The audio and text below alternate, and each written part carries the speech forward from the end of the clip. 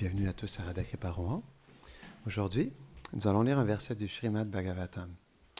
Quelque chose de très intéressant que j'aimerais vous partager. C'est dans le 4e chant, chapitre 19, verset 34. Mais avant, Om Namo Bhagavate Vasudevaya.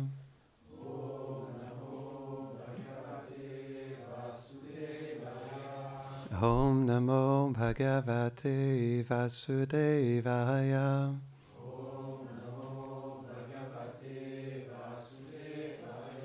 Om Namo Bhagavate Vasudevaya.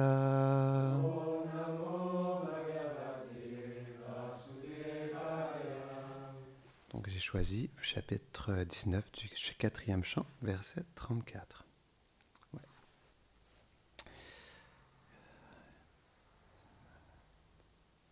Masmin Maharaja Kritasma Chintam Nisha Mayasmad Vacha Adritatma Yadyayato Daiva Hatam Nukartum Mano Terushtam Vishate Tamundam. Traduction. Ô empereur, ne te trouble pas pour ce qui vient d'arriver. Sois consolé en réfléchissant profondément sur le sujet et en réalisant que ce qui a été fait était dû à la providence. Tu sais que si un homme persiste à vouloir effectuer une chose qui a été empêchée par la providence, son mental deviendra extrêmement agité. Il tombera en proie à l'illusion et il ne connaîtra jamais la paix. Commentaire. Prithu méditait sur ce sacrifice qui n'avait pas été achevé. Or, bien qu'une personne sainte puisse parfois affronter des situations difficiles, elle comprend que toute chose est directement ou indirectement ordonnée par le Seigneur. Directement, lorsqu'il désire mettre à l'épreuve ses dévots, afin de montrer au monde leur qualité, ou indirectement, quand les êtres doivent subir les réactions d'activités passées. Dans tous les cas, il ne sert à rien de s'opposer aux réactions de l'environnement. Un dévot doit simplement tolérer les revers de la vie. On le répète, un dévot doit simplement tolérer les revers de la vie et les accepter comme la miséricorde du Seigneur.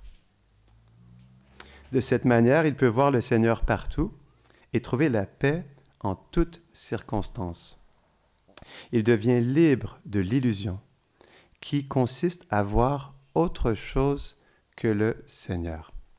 Il devient libre de l'illusion qui consiste à voir autre chose que le Seigneur.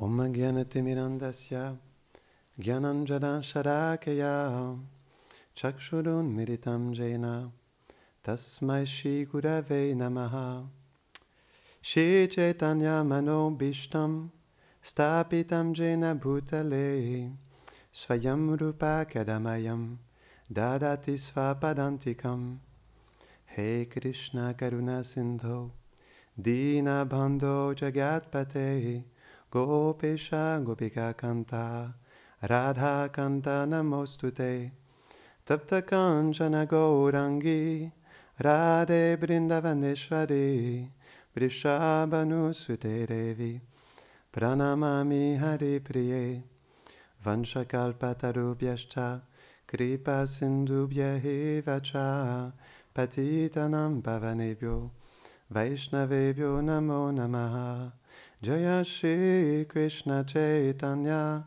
Prabhu Nityananda Shri Advaita Gadadhara Shivasati Gaura Bhakta Vrinda Hare Krishna Krishna Krishna Hare Hare Hare Rama Rama Rama Hare Hare Namaham Vishnupadaya Krishna Prishtaya Bhutale Shrimate Bhaktivedanta Swaminiti Namine Namaste Sarasvati Deve Gauravani Pracharine Nirvashesha Shunyavadi Pashtya Deshatarine.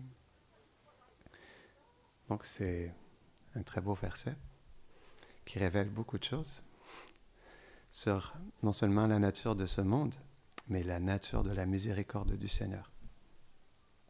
Aujourd'hui, je voulais parler du faux ego, notre compagnon constant et plus grand fauteur de troubles. Pourquoi? Parce que le faux ego, il contamine. C'est l'aspect le plus subtil du corps subtil qui contient le mental, l'intelligence et le faux ego. C'est pourquoi plus notre ego est gros et plus on a de la difficulté à le voir, parce qu'il est très subtil. C'est comme par exemple si j'avais un gant X-Mal que je porte sur ma grande main. Ça colle à la peau.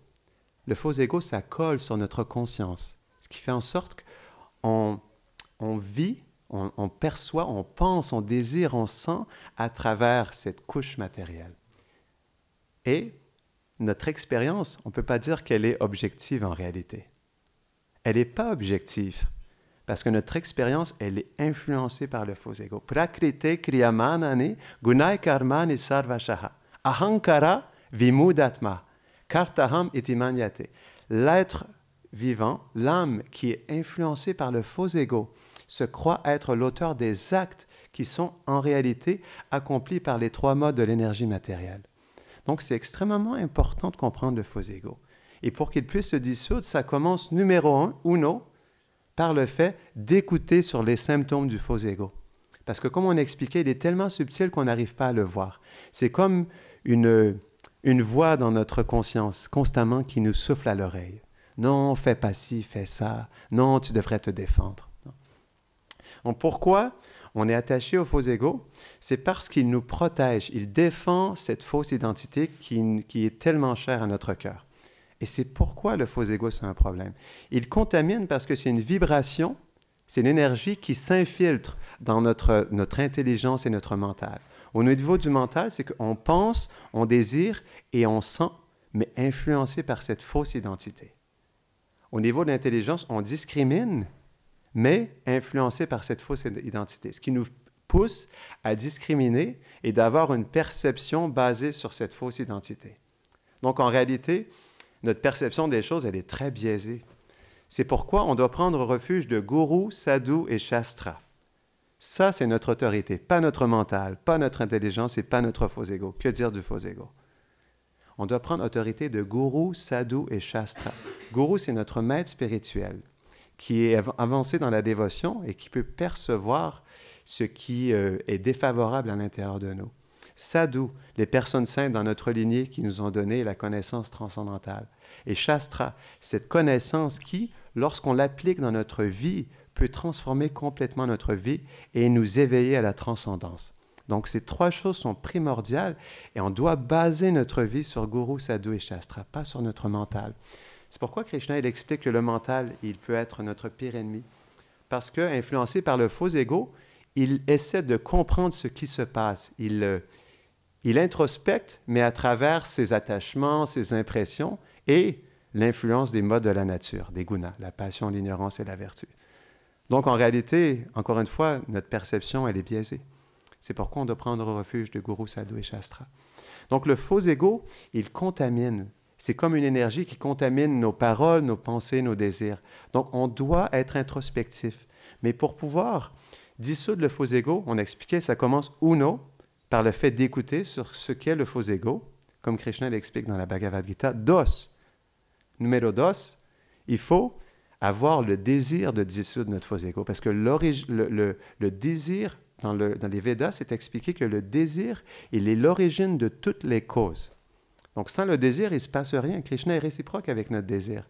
Donc, si on ne désire pas se défaire de cette fausse identité, eh bien, ça va rester comme ça. Donc, c'est pourquoi on doit le désirer. Krishna est réciproque avec le désir. Bien sûr, il nous teste pour tester notre sincérité, mais il est réciproque avec notre désir. Donc, si on a un désir sincère de comprendre notre réelle identité, Krishna va nous aider. Donc, c'est pourquoi on doit désirer en deuxième. 3. On doit avoir une introspection. Sans introspection, il n'y a pas d'avancement spirituel. On doit avoir une introspection et une sincérité. C'est cette introspection qui nous pousse à être sincères, parce que quand on réfléchit sur cette influence du faux ego, puis on essaie d'être dans une position humble, c'est comme ça aussi qu'on reçoit la miséricorde.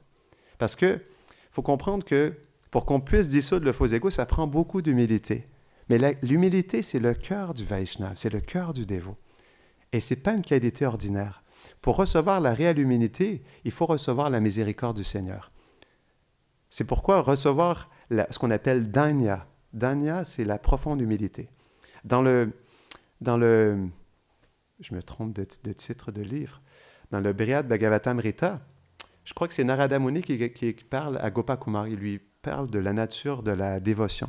Il explique qu'en fait, danya, la profonde humilité, elle est indissociable de prema, le pur amour de Dieu. Prema, l'amour de Dieu vient de l'humilité et l'humilité vient de l'amour de Dieu. Ils sont tous les deux indissociables. Donc c'est pourquoi l'humilité est la qualité primordiale. Dans le Bhagavatam, c'est expliqué que sans cette profonde humilité et la compassion envers tous les êtres vivants, on ne peut pas entrer dans le monde transcendantal. Ça prend l'humilité, ça prend le respect pour tous les êtres vivants. Mais cette humilité, elle vient par la miséricorde de Krishna. Donc c'est pourquoi on doit avoir une introspection sincère, on doit réfléchir sur ce qui se passe. Parce qu'on est une âme spirituelle, mais qui est conditionnée par toutes ces couches qui sont tellement subtiles qu'on n'arrive pas à les voir. C'est pourquoi on doit introspecter, on doit douter de cette pensée, de ces sentiments qu'on a, parce que les sentiments qu'on a, ça vient de quoi? C'est quoi la nature de l'origine de ces sentiments? Est-ce que c'est l'âme qui véhicule des sentiments ou est-ce que c'est le faux ego qui nous trompe et qui nous pousse à s'identifier à des choses et basé sur nos attachements matériels, quoi? Donc, c'est important d'avoir une introspection sincère. Et ensuite, quatrièmement, attendez, j'avais pris quelques notes de prier la miséricorde de Krishna. Parce qu'on expliquait, sans cette miséricorde, on ne peut pas recevoir cette pleine humilité en notre cœur. OK, non, excusez-moi, le quatrième, c'est pas ça, c'est d'être conscient des erreurs que nous faisons sous le joug du faux ego. D'être conscient de ces erreurs. Plus on est conscient, déjà, par exemple, quand on devient conscient des erreurs qu'on fait, on a déjà 50% du travail de fait. Après ça, on peut s'appliquer, on peut prier, Krishna nous aider à dépasser cette fausse identité et à être dans une bonne humilité. Non. Donc, pour dissoudre le faux ego, il y a deux choses qui sont expliquées par nos acharyas. C'est comme deux tracts, on dit rail ou tract, deux rails d'un chemin de fer qui nous mènent vers vers le royaume de Dieu. Il y a ce qu'on appelle le chant du Saint-Nom du Seigneur, le chant qui est chanté purement, sincèrement, attentivement. Ce chant, c'est l'aspect primordial. Et ensuite, il y a l'attitude de service. Mais l'attitude de service qui est dans le refuge de la culture Vaishnava. C'est quoi la culture Vaishnava? C'est qu'un Vaishnava ne se défend jamais et il ne se sent jamais offensé. Ça, c'est le cœur du Vaishnava. Il ne se défend jamais parce qu'il comprend que tout est la miséricorde de Krishna. Il y a un verset dans le Bhagavatam qui dit que les situations provocatrices sont la miséricorde de Krishna. Donc, comme c'était expliqué dans ce commentaire, ça dépend. La plupart des êtres dans ce monde subissent les réactions de leurs actions passées, ce qu'on appelle les réactions karmiques. Mais pour le dévot du Seigneur, Vishwanath Chakravarti Thakur, il explique pour le dévot du Seigneur qui est sincère dans sa dévotion. Madhyam. Celui qui est un Madhyamadhikari, ce qui veut dire un dévot intermédiaire dans la dévotion, qui est fixe dans la dévotion. Krishna, on appelle ça Krishna Karma. Il prend son karma et il l'engage pour se purifier. Il explique ça dans le Bhagavatam. Il dit que lorsqu'un dévot se prend refuge en lui, Krishna, il enlève tout sur son chemin. Il enlève absolument tout, parce que c'est ce que Krishna fait. Il y a une discussion entre les dévots de Shiva et les dévots de Krishna dans le Bhagavatam. Les dévots de Shiva qui cherchent les opulences matérielles, ils se posent des questions aux dévots de Krishna et ils leur demandent « Mais pourquoi vous êtes pauvres? Pourquoi vous n'avez pas d'opulence matérielle? Nous, on prie pour les opulences matérielles, pour réaliser nos désirs. » Et donc, c'est à ce moment-là qu'il leur explique que quand on prend refuge de Krishna, il nous enlève tout parce que Krishna, c'est la miséricorde. Et la miséricorde, ça veut dire d'enlever les éléments qui sont négatifs dans notre vie. Même Krishna, dans le 4e chant du Bhagavatam, je ne me rappelle plus c'est quel le chapitre, mais c'est un beau verset. Krishna, il explique qu'il réciproque avec le désir de ses dévots. Parfois, par exemple, certains de ses dévots qui ont une dévotion plus mixte désirent certaines choses matérielles. Et Krishna, il est prêt à réciproquer avec leurs désirs matériels, mais en même temps, il explique ça, Krishna, directement. Il dit qu'en même temps, il ne réalise pas complètement tous leurs désirs non plus parce qu'il veut qu'ils restent attachés à lui. C'est pourquoi il organise les choses d'une certaine manière pour que les dévots restent connectés et attachés à lui. Ça, c'est la miséricorde de Krishna. À la fois, il réalise nos désirs, mais à la fois, il nous envoie des tests et il nous purifie pour nous aider à rester connectés à lui et comprendre notre réelle position, qui veut dire qu'on est complètement dépendant de lui. Donc, c'est pourquoi on pourrait dire que, donc on expliquait, ce sont ces deux tracts, le chant des noms de Krishna et cette attitude de service, donc qui est dans le refuge de cette humeur de jamais se sentir offensé et jamais se défendre. Parce que le dévot, il comprend que tout est la miséricorde de Krishna. Pourquoi il perçoit la miséricorde de Krishna? Parce qu'un dévot, il vit dans une relation avec Krishna. Il perçoit Krishna en chaque chose. Et comme il ne peut que relationner avec son Seigneur, lorsque des situations difficiles viennent dans sa vie, il comprend que c'est Krishna aussi qui est derrière tout ça. Parce qu'il ne peut que percevoir Krishna en chaque chose. Parce qu'il relationne en chaque chose avec lui aussi. Donc c'est pourquoi le dévot, il peut être tolérant. Pourquoi? Parce qu'il y a deux choses qui font qu'un dévot est tolérant de toutes les situations, même les situations les plus difficiles. C'est qu'il a de l'humilité et il a foi en Krishna. Foi en Krishna, ça veut dire qu'il est conscient que Krishna est derrière toute chose. C'est pourquoi c'est beau, en réalité. C'est beau les revers de situation parce que quand on perçoit Krishna derrière ça, on réalise que c'est lui qui est présent et c'est lui qui nous aide à progresser. Et ça fait toute la différence en réalité. Quand on comprend que c'est Krishna qui est derrière tout ça puis qui nous accompagne à chaque instant, même à travers ces revers des situations. Donc c'est expliqué que Prabhupada, dans un commentaire du Bhagavatam, il explique que lorsque on résiste trop par rapport aux revers de la vie, on tombe encore plus dans les ténèbres de la conscience matérielle parce qu'on n'arrive pas à percevoir la présence de Krishna en chaque chose. Donc c'est pourquoi on pourrait se poser la question, est-ce que ça vaut vraiment la peine de se défendre? Qu'est-ce qu'on gagne à se défendre en réalité? On perd tout. Pourquoi? Parce que lorsqu'on se défend, on serre notre faux ego et du coup, on s'attache à ce conditionnement. Et ça renforce notre identité matérielle. Donc la défense de ce faux ego ne fait que renforcer cet attachement et cette conscience de cette identité temporaire. Donc c'est pourquoi la tolérance, elle est importante. On a tellement plus à gagner d'être tolérant. Donc imaginez-vous un instant, si on passe une vie entière à se défendre, à se battre lorsqu'il y a des difficultés, à être en colère, à se chamailler, à toujours, même lorsque nous avons tort, d'essayer de se défendre. Qu'est-ce qu'on gagne à la fin de notre vie lorsqu'on quitte le corps? Si on passe une vie entière à toujours se défendre et à se battre contre ce qui est déjà planifié par Krishna, soit pour le karma, on expliquait les réactions karmiques, ou soit pour purifier un être pour qu'il puisse se rapprocher de lui et rester dans le souvenir de Krishna. Mais si on passe une vie entière dans l'humilité, dans la tolérance, dans le respect pour tous les êtres vivants, dans la bonne attitude, qu'est-ce qu'on va gagner au moment de la mort? On va tout gagner en réalité. Parce qu'il faut comprendre que Krishna, il explique dans le 12e chant de la Bhagavad Gita, le 12e chapitre de la Bhagavad Gita, il explique que celui qui est tolérant, il met très, très cher. Donc Krishna, il est touché par la tolérance de son dévot. Et lorsque le dévot, jour après jour, année après année, tolère avec humilité, avec le bon respect, avec la bonne attitude, Krishna ne reste pas indifférent. Il est dans le cœur. Et on a tellement plus à gagner quand on est dans la tolérance. Pourquoi? Parce qu'on gagne Krishna. Krishna, il est touché par cette humilité, cette tolérance. Pourquoi? Parce que Krishna lui-même, il est humble. Il est l'origine de l'humilité. On le voit dans la personne de Chaitanya Mahaprabhu. Il est invité par... c'est qui invite Chaitanya pour rencontrer les 10 sannyasis Mayavadi? C'est Chandrasekhar, non? Qui voulait qu'il rencontre Chandrasekhar Acharya, ouais. Donc, il était à Varanasi. Et donc, Chandrasekhar Acharya, il voulait que Chaitanya puisse donner sa miséricorde à Prakashananda Sarasvati. C'était un sannyasi, un renonçant qui avait 10 000 disciples qui, eux tous, étaient aussi des renonçants. Et donc, il avait fait cet arrangement pour que Chaitanya Mahaprabhu puisse les rencontrer. Il est entré dans la pièce et il s'est assis là où les gens se lavaient les pieds. Et il s'est mis sur le sol comme ça. Mais dans cette profonde humilité, il y avait une radiance qui se dégageait de lui. Et Prakashananda Sarasvati, il était profondément attiré par cette humilité, cette profonde humilité. Et il voyait dans cette humilité que ce n'était pas quelque chose d'ordinaire. Et finalement, il a donné un siège spécial pour Chaitanya, pour Gauranga. Et donc, il a commencé à discuter avec lui. Et donc, il lui a parlé de la nature du service de dévotion, du chant des noms de Krishna.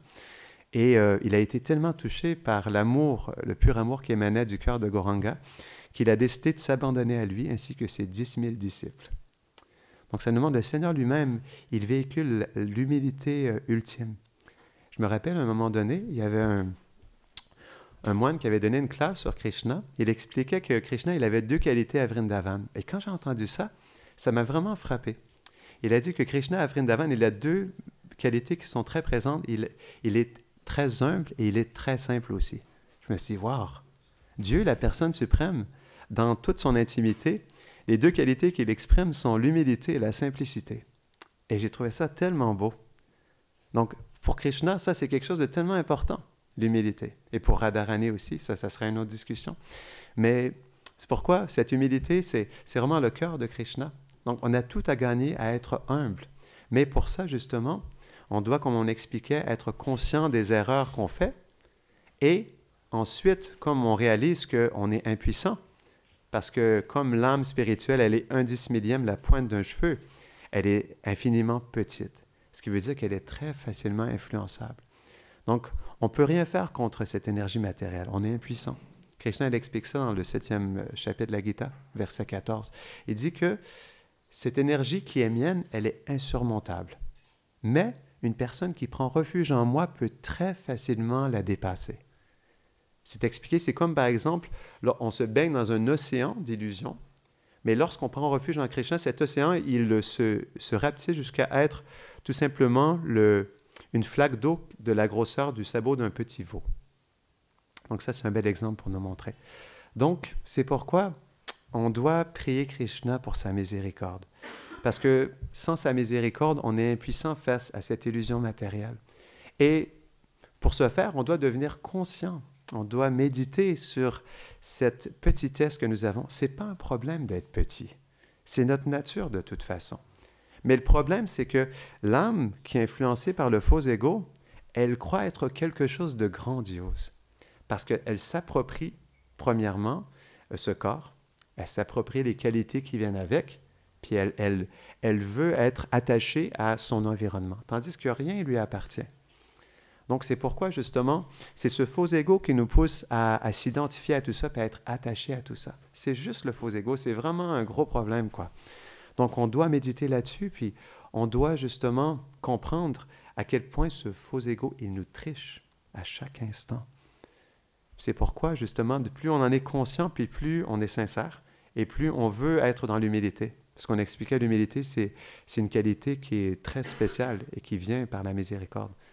Ce qui, à travers justement cette réalisation que nous sommes impuissants face à cette illusion matérielle, de prier Krishna sincèrement dans notre cœur qu'il puisse nous bénir de sa miséricorde, qu'il puisse nous aider à développer la vraie humilité.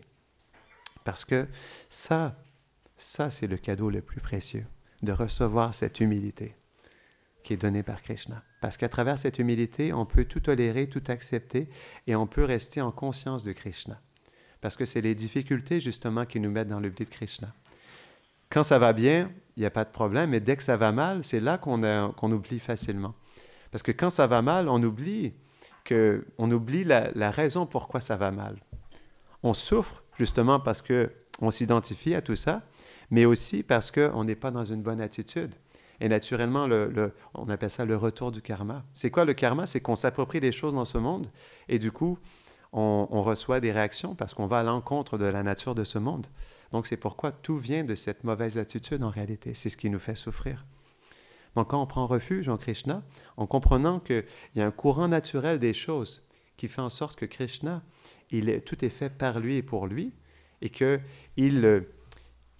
contrôle absolument tout, il ne fait aucune erreur et qu'il est notre meilleur ami, alors là, on se dispose favorablement à être dans son refuge et à accepter ce qu'il envoie vers nous pour nous aider à progresser.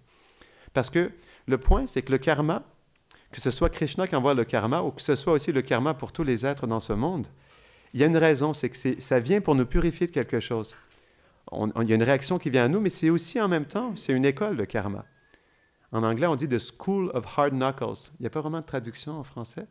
L'école des poings durs. Je ne sais pas comment on dit, hein, si ça peut faire du sens. Mais, pardon? Élevé avec le poing, d'accord.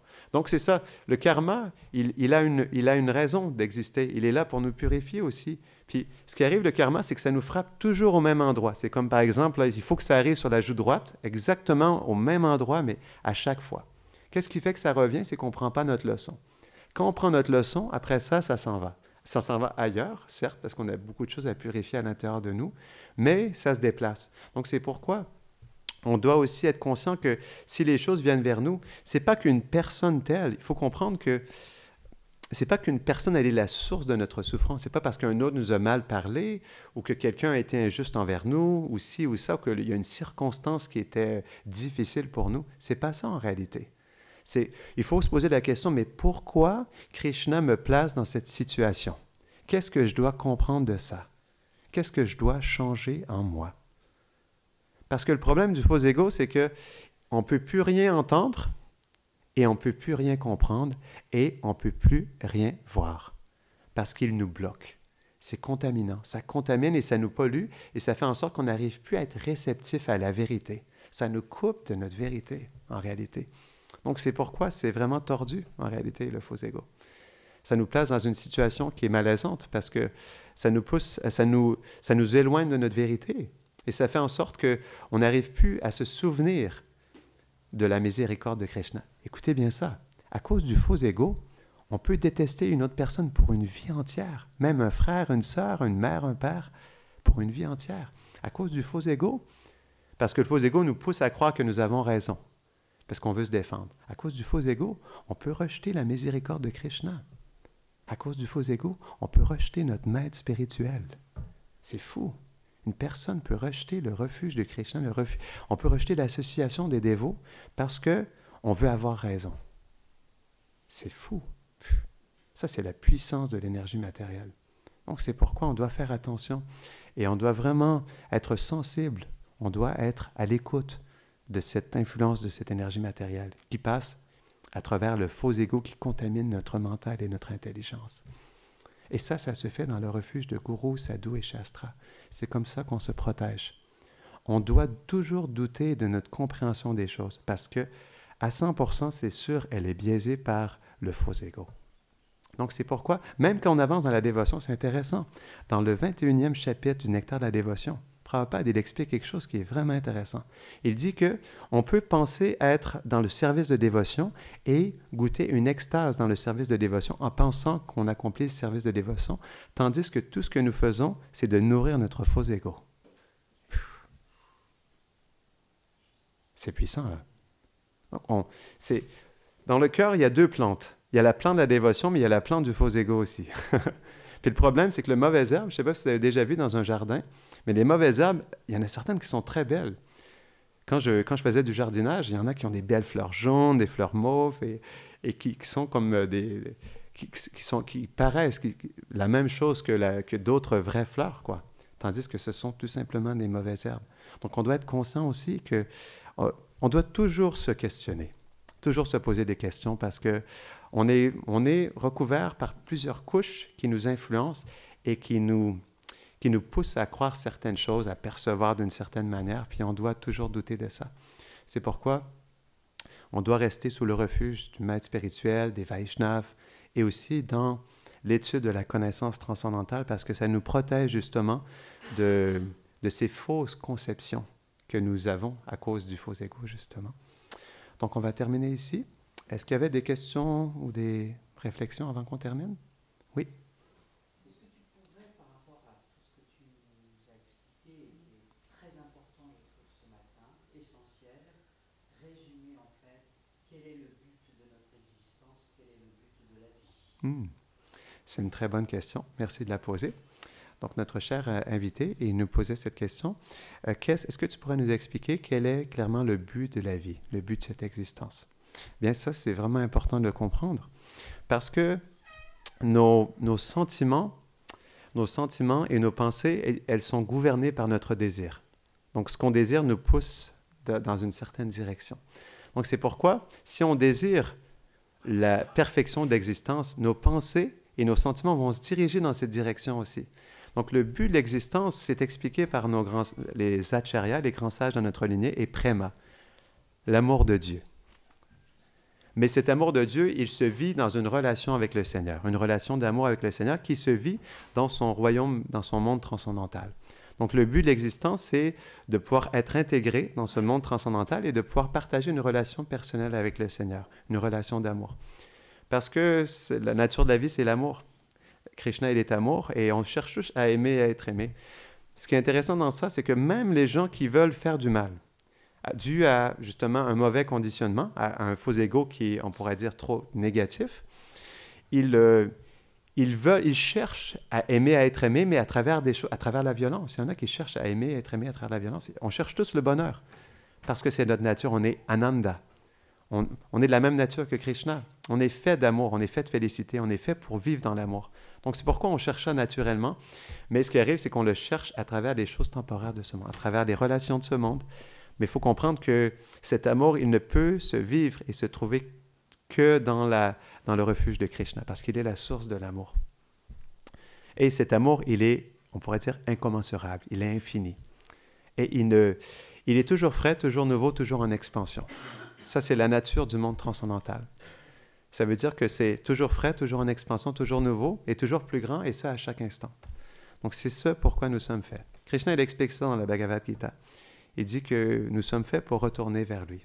Ça c'est le but ultime de tous les êtres vivants. Peu importe de quelle culture nous sommes, ou ultimement, nous sommes tous faits pour retourner dans le monde transcendantal. Est-ce que ça répond à ta question? Merci beaucoup. Est-ce qu'il y a autre chose? Oui? Oui, bien sûr. La question est très intéressante, mais elle est pertinente aussi. Parce qu'il y a le but de l'âme et il y a la but de l'âme conditionnée. Il y a deux buts. Ça veut dire, selon notre conditionnement, on a un but, mais au-delà de notre conditionnement, l'âme, elle a une position éternelle. Et ce qui diffère entre ces deux buts, c'est que tant qu'on a un but matériel, on n'atteint pas cette satisfaction et la compréhension de notre réalité. On accepte une satisfaction qui est finalement très petite. Alors que quand on désire vraiment devenir un pur dévot et qu'on n'a plus que ça dans le cœur, à ce moment-là, on peut expérimenter une situation qui est incommensurable, qu'on ne peut même pas imaginer.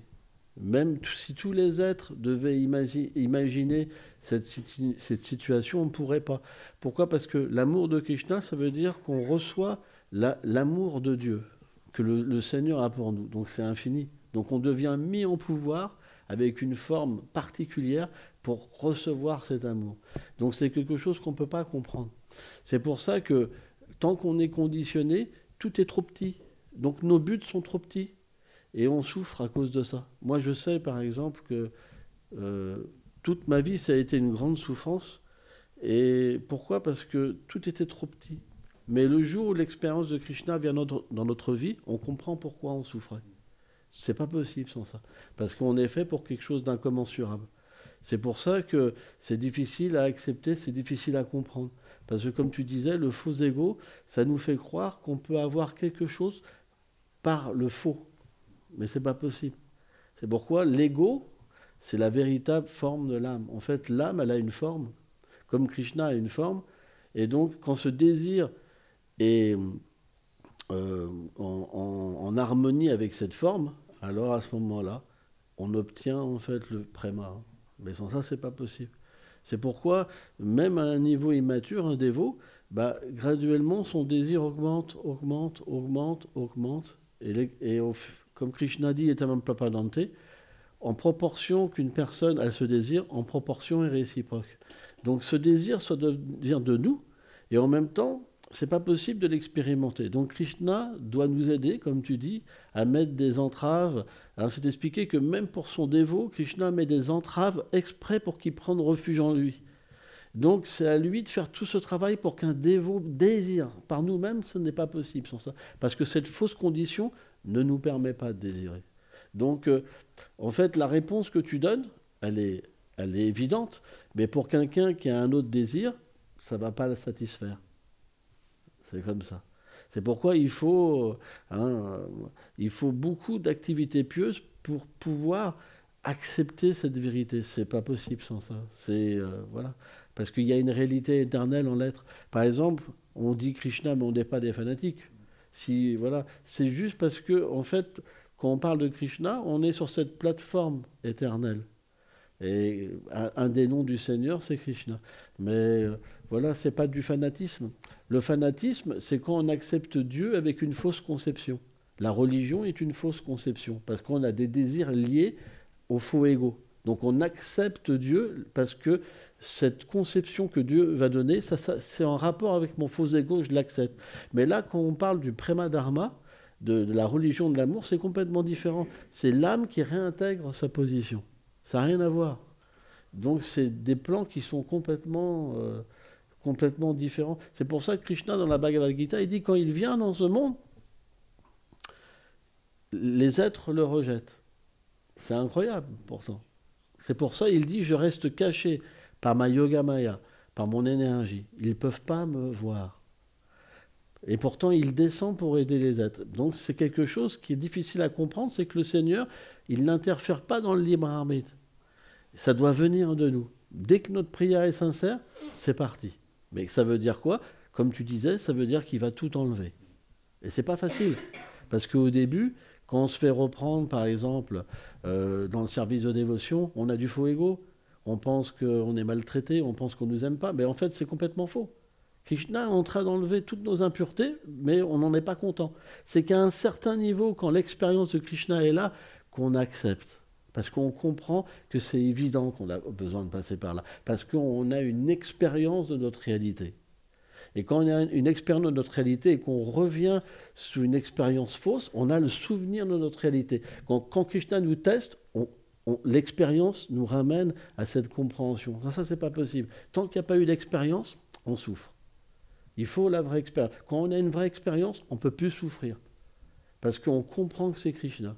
Même si on souffre momentanément, on accepte. On accepte. On reste jamais avec des samskars, avec de la rancune, avec des choses. Ça veut dire que la révélation de Krishna n'était pas vraie.